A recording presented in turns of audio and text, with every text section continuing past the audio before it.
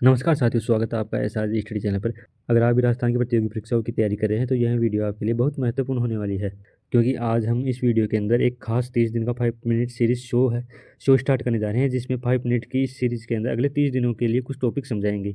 इस सीरीज की खास बात यह होगी कि हर एक वीडियो के अंदर सिर्फ एक टॉपिक रहेगा और कोशिश रहेगी कि उस टॉपिक को बिल्कुल आसान भाषा में कम से कम और परीक्षा के हिसाब से आपको समझाना। तो अगर आप भी प्रतियोगी परीक्षाओं की तैयारी कर रहे हैं तो दिन की सीरीज को बिल्कुल मिस मत करना और अपने दोस्तों के साथ इस वीडियो को शेयर कर दो। अगले 30 दिनों तक आपके आधे से ज़्यादा टॉपिक क्लियर करा दिए जाएंगे। आज है इस सीरीज का डे 0, क्योंकि डे 1 की स्टार्ट डे 0 से होती है। डे 1 कल होगा, तो उसके लिए कमेंट कर दीजिए कि टॉपिक को पहले क्लियर कराया जाए। आज की इस वीडियो के अंदर हम कुछ राजस्थान जीके के क्वेश्चन लेंगे जो सीईटी के अंदर आएंगे, तो इस वीडियो के अंत तक देख। इस सीरीज की वीडियो हर रोज शाम 7 बजे या फिर सुबह के 6 बजे आपके लिए यूट्यूब चैनल पर अपलोड की जाएगी, बिल्कुल फ्री। आज का हमारा पहले क्वेश्चन, राजस्थान में बाणगंगा नदी का उद्गम किस जिले से माना जाता है?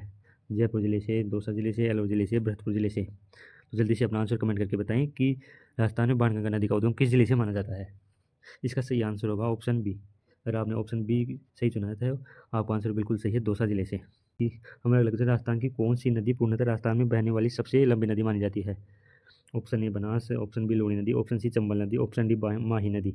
ऑप्शन डी माही नदी। तो इसका सही आंसर होगा ऑप्शन ए बनास। ये सही आंसर होगा ऑप्शन ए बनास, बनास नदी। हमारा नेक्स्ट क्वेश्चन है, सांबर झील का निर्माण मुख्यतः किस प्रकार की भौगोलिक प्रक्रियाओं से संबंधित है? ऑप्शन ए हिमानी निक्षेप, ऑप्शन बी बृहस्पति एवं अवसादी प्रक्रिया, ऑप्शन सी ज्वालामुखी क्रिया, ऑप्शन डी नदी अपर्दन। तो जल्दी से अपना आंसर कमेंट करते रहिए। तो दोस्तों इसका सही आंसर होगा ऑप्शन बी, भ्रंश एवं अवसादी प्रक्रियाएं। चौथा क्वेश्चन है, राजस्थान में अरावली पर्वतमाला की सर्वाधिक ऊंची चोटी कौन सी है? ऑप्शन ए शेर, option B Guru Shikhar, option C Taragarh, option D Raghunath. जल्दी से आंसर कमेंट करके बताएं। इसका सही आंसर होगा ऑप्शन बी गुरु शिखर। गुरु शिखर राजस्थान में अरावली पर्वतमाला की सबसे ऊंची चोटी। हमारा पांचवा क्वेश्चन है, निम्न में से कौन सा युग्म सही सुमेलित है?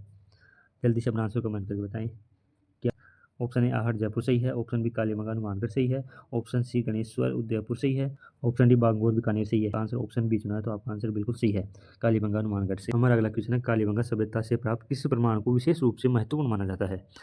ऑप्शन ए लोहे के औजार, ऑप्शन बी जूते एवं खेत के प्रमाण, ऑप्शन सी अशोक के अभिलेख, ऑप्शन डी गुप्तकालीन सिक्के। तो इसका सही आंसर होगा ऑप्शन बी जूते हुए खेत के प्रमाण। हमारा अगला क्वेश्चन है, विजय स्तंभ का निर्माण किस शासक ने करवाया? जल्दी से आंसर कमेंट करके बताएं। तो विजय स्तंभ का निर्माण राणा कुंभा ने करवाया था। हमारा आठवां क्वेश्चन है, राणा कुंभा द्वारा निर्मित कुंभलगढ़ दुर्ग किस पर्वतमाला में स्थित है? Option A Vindhya, option B Aravalli, option C Satpura में, ऑप्शन डी शिवालिक पहाड़ी में। तो इसका सही आंसर होगा ऑप्शन बी। अगर आपने ऑप्शन बी चुना है तो आपका आंसर बिल्कुल सही है, अरावली पर। हल्दीघाटी का युद्ध किस वर्ष हुआ था? तो इसका सही आंसर होगा ऑप्शन सी, 1576। अगर आपने ये सुना तो आपका आंसर बिल्कुल सही है। हमारा 10वां क्वेश्चन, निम्न में से कौन सा कथन राजस्थान के एकीकरण के संबंध में सही है? जल्दी से आंसर कमेंट करके बताएं। राजस्थान का एकीकरण केवल 3 चरणों में हुआ। मत्स्य संघ राजस्थान के एकीकरण की प्रारंभिक अवस्थाओं में था। वृहद राजस्थान का गठन 1956 में हुआ।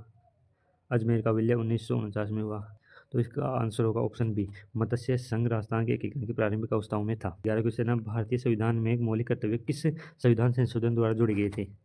24वें संविधान संशोधन, 42वें संविधान संशोधन, 44वें संविधान संशोधन, 52वें संविधान संशोधन। तो इसका सही आंसर होगा ऑप्शन बी, 42वें संविधान संशोधन के अंदर। हमारा 12वां क्वेश्चन है, संविधान की किस अनुसूची में दल बदल विरोध प्रावधान शामिल है? 8वीं अनुसूची में, 9वीं में, 10वीं में, 11वीं में? जल्दी से आंसर कमेंट करके बताएं। इसका सही आंसर होगा ऑप्शन सी, 10वीं अनुसूची। हमारा 13वां क्वेश्चन है, भारत में धन विधेयक मनी बिल के संबंध में अंतिम निर्णय किसका होता है कि वह धन विधेयक है या नहीं? ऑप्शन ए राष्ट्रपति, ऑप्शन बी प्रधानमंत्री, ऑप्शन सी लोकसभा अध्यक्ष, ऑप्शन डी राज्यसभा सभापति। तो इसका सही आंसर होगा ऑप्शन सी, लोकसभा अध्यक्ष। हमारा 14वां क्वेश्चन है, भारतीय संविधान का अनुच्छेद 32 मुख्यतः किससे संबंधित है? समानता के अधिकार से, संवैधानिक उपचार के अधिकार से, धार्मिक स्वतंत्रता के अधिकार से, शिक्षा के अधिकार से? तो इसका सही आंसर होगा ऑप्शन बी। अगर आपने ऑप्शन बी चुना है तो आपका आंसर बिल्कुल सही है, संविधान उपचार के अधिकार से। हमारा 15वां क्वेश्चन है, राज्य के नीति निर्देशक तत्व भारतीय संविधान के किस भाग में है? भाग 3 के अंदर, भाग 6 के अंदर, भाग 6 के अंदर, भाग 5 के अंदर? जल्दी से अपना आंसर कमेंट करके बताइए। आपका HW है, इसका आंसर आपको कमेंट करके बताना है। निम्न में से कौन सा युग्म गलत सुमेलित है? ऑप्शन ए कर्क रेखा भारत है, ऑप्शन बी मकर रेखा भारत, ऑप्शन सी 82.3 डिग्री पूर्व भारत का मानक समय है, ऑप्शन डी 68 डिग्री 7 पूर्व भारत की पश्चिमी सीमा के निकटतम देशांतर। बी गलत है, मकर रेखा भारत। इसका ऑप्शन बी बिल्कुल गलत है। अगर आपने ऑप्शन बी चुना तो आपका सही है। 17वां क्वेश्चन है, भारत में दक्षिणी पश्चिम मानसून की वापसी सामान्यतः सबसे पहले किस क्षेत्र में शुरू होती है? ऑप्शन ए उत्तर पश्चिमी भारत के अंदर, ऑप्शन डी दक्षिणी भारत के अंदर, ऑप्शन सी पूर्वोत्तर भारत के अंदर, ऑप्शन डी मध्य भारत। इसका सही आंसर होगा ऑप्शन ए, उत्तर पश्चिम भारत। हमारा 18वां क्वेश्चन, रेपो रेट का संबंध मुख्यतः किससे है? ऑप्शन ए सरकार द्वारा लगाए गए आयकर से। ऑप्शन बी आरबीआई द्वारा बैंकों को अल्पकालीन ऋण देने से। ऑप्शन सी बैंकों द्वारा ग्राहकों को जमा ब्याज देने से। ऑप्शन डी विदेशी मुद्रा विनिमय से। तो इसका सही आंसर होगा ऑप्शन बी। इसका आंसर ऑप्शन बी बिल्कुल सही होगा। हमारा 19वां क्वेश्चन है, निम्न में से कौन सा विटामिन जल में घुलनशील है? Option A vitamin A, option B vitamin D, option C vitamin A, option D vitamin C. इसका सही आंसर है option D vitamin C. Vitamin C जल में घुलनशील है। ये आज का हमारा 20वां क्वेश्चन मैथ का है। अगर आपको आता है तो सोल्व करके बता दीजिए, नहीं फिर 1-2 दिन के अंदर मैं एक मैथ की क्लास लूँगा, उसके अंदर आपको ये इस क्वेश्चन का आंसर बता दूंगा। राजस्थान में तेल या पत्थर मुख्यतः किस क्षेत्र में पाया जाता है? जालोर, नागौर, अजमेर, भीलवाड़ा। तो इसका सही आंसर होगा ऑप्शन ए, जालोर जिले के अंदर तेल या पत्थर मुख्यतः पाया जाता है। हमारा 22वां क्वेश्चन, राजस्थान की लूणी नदी के संबंध में कौन सा कथन सही है? ऑप्शन ए, इसका उद्गम गुरु शिखर से होता है। ऑप्शन बी, बंगाल की खाड़ी से गिरती है। ऑप्शन सी, इसका जल अनंत कच्छ के रण की ओर जाता है। ऑप्शन डी, यह राजस्थान की बारहमासी नदी है। तो इसका सही आंसर होगा ऑप्शन सी। आज का हमारा 23वां क्वेश्चन है, गणेश्वर जोधपुरा संस्कृति मुख्यतः किस धातु के उपयोग के लिए प्रसिद्ध है? ऑप्शन ए लौह धातु के लिए, ऑप्शन बी तांबा धातु के लिए, ऑप्शन जी सोने के लिए, ऑप्शन जी चांदी के लिए। तो इसका सही आंसर होगा ऑप्शन बी तांबे के लिए। हमारा 24वां क्वेश्चन है, राजस्थान में इंदिरा नहर का उद्गम किस स्थान से होता है? और ऑप्शन ए हरी के बैराज से, option B Bhakra Nangal, option B Bhakra बांध से, ऑप्शन डी गांधी सागर बांध से, ऑप्शन डी राणा प्रताप सागर बांध से। तो जल्दी से अपना आंसर कमेंट करके बताएं। इसका सही आंसर होगा ऑप्शन ए हरी के बैराज। केलादी राष्ट्रीय उद्यान किस प्रकार के पारिस्थितिक तंत्र के लिए विशेष रूप से प्रसिद्ध है?